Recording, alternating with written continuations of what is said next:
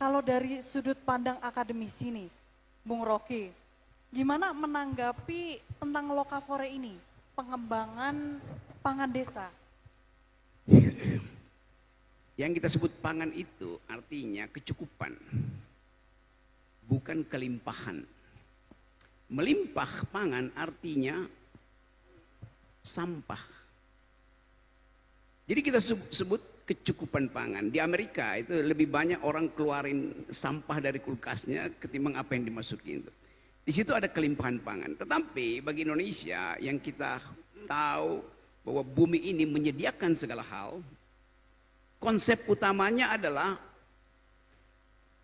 disparitas pangan. Itu yang lebih penting karena pencernaan kita tidak sama dengan orang barat. Kita dibiasakan untuk mencerna apa aja yang disediakan oleh bumi, bahkan yang belum dimasak. Jadi sekali lagi buat saya ada hal yang harus dipertahankan, yaitu kultur makan, bukan kultur untuk membeli itu. Jadi kultur makan itu dihasilkan dari halaman. Nah karena itu penguatan awal mestinya mulai dari halaman. Dari halaman pindah ke dapur, dari dapur pindah ke piring. Kan itu dasarnya tuh. Kalau kita balik pada apa yang disebut local genius atau ya kearifan lokal. Tapi yang lebih penting adalah genius kita untuk memilih tanaman. Di dunia begitu banyak riset yang memungkinkan kita tinggal beli 2 kapsul lalu kebutuhan energi kita terpenuhi. Kita tinggal 2 butir suplemen lalu terpenuhi. Tetapi kita tidak bertemu dengan alam. Makan artinya bertemu dengan alam. Misalnya di sini ada banyak hasil bumi itu. Kenapa nggak ada petek di situ misalnya? Ya karena petek bau itu. Buat orang kota petek itu bau. Tetapi buat orang desa petek itu lebih wangi dari Chanel No. 9. Pasti. Bau bekicot di sawah itu dianggap menyengat. Buat saya parfum seorang selebritis yang tidak paham tentang cara pakai parfum lebih menyengat dari bau bekicot. Kan kita tahu bagaimana orang pamer tentang kemewahan tapi dia bahkan pakai parfum pun dia nggak tahu. Parfum itu harus dipakai dari jarak 30 cm supaya parfum itu ada alkohol. Kalau Anda pakai parfum 5 cm dari kulit, yang tiba lebih dahulu di kulit adalah alkohol. Kulitnya terbakar, baru parfumnya masuk. Baunya sengit-singit. Jadi kadang-kala pelajaran itu juga yang mesti kita tanamkan pada anak-anak muda di desa. Karena anak muda desa itu berebut parfum tuh. Skincare hidup di mana-mana tuh. Padahal sebetulnya skincare yang paling bagus adalah lumpur yang disediakan oleh alam. Jadi itu yang kita sebut bantuan teknologi untuk meriset. Yang saya khawatirkan adalah desa-desa yang secara digital literarinya itu bagus, tetapi sekarang ada upaya pemerintah untuk menghalangi atau menghambat penggunaan medsos yang bakal tiba di Sumedang, tiba di semua desa terhadap anak-anak di bawah 15 tahun. Di Australia udah ada semacam aturan bahwa anak di bawah 12 tahun, di bawah 15 tahun, bahkan di bawah 12 tahun tidak boleh main medsos. Sekarang kita lihat di desa-desa, anak itu mengakses informasi lewat medsos. Akibatnya otaknya terhubung dengan kota, padahal kakinya ada di sawah. Nah paradoks-paradoks ini saya kira yang mesti dibuat bagus, supaya kita tahu bahwa desa itu ada tempat kita kembali. Itu intinya. Jadi sekali lagi saya senang bahwa di Sumedang ini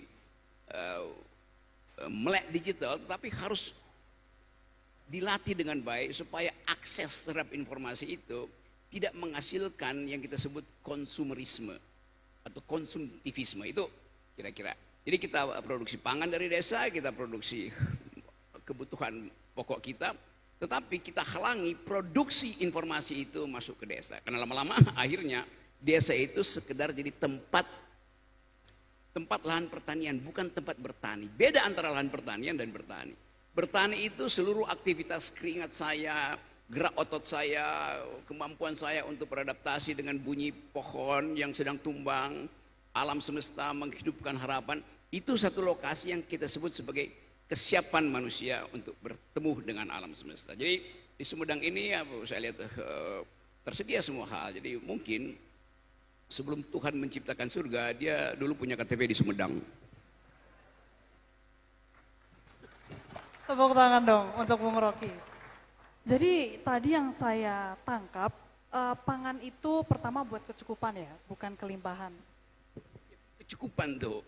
Jadi konsep berkecukupan artinya yang dibutuhkan oleh tubuh biologis kita dipenuhi oleh alam.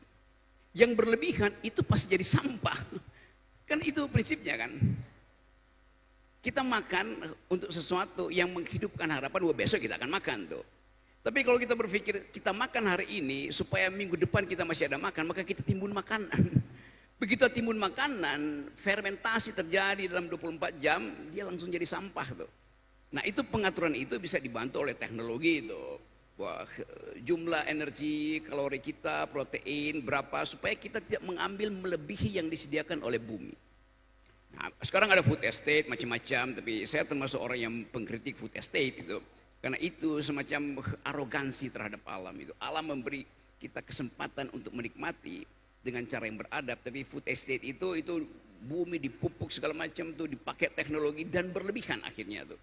Padahal misalnya pemerintah memang menginginkan ada stok pangan yang tersedia.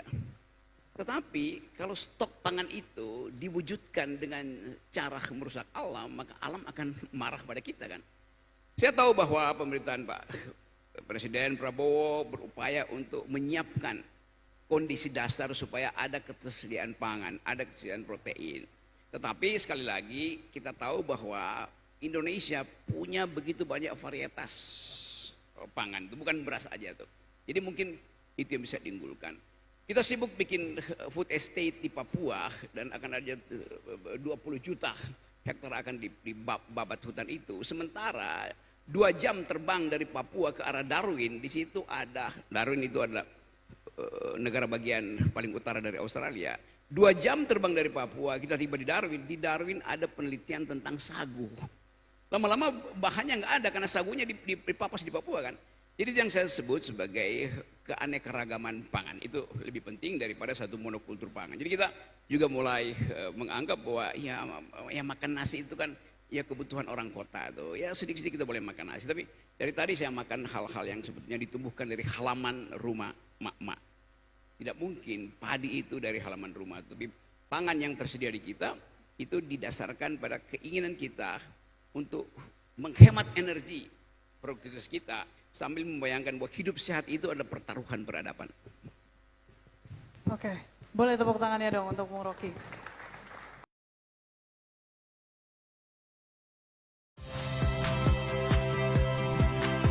Saya Radi Saputro. Saksikan program-program Kompas TV melalui siaran digital, pay TV dan media streaming lainnya. Kompas TV, independen, terpercaya.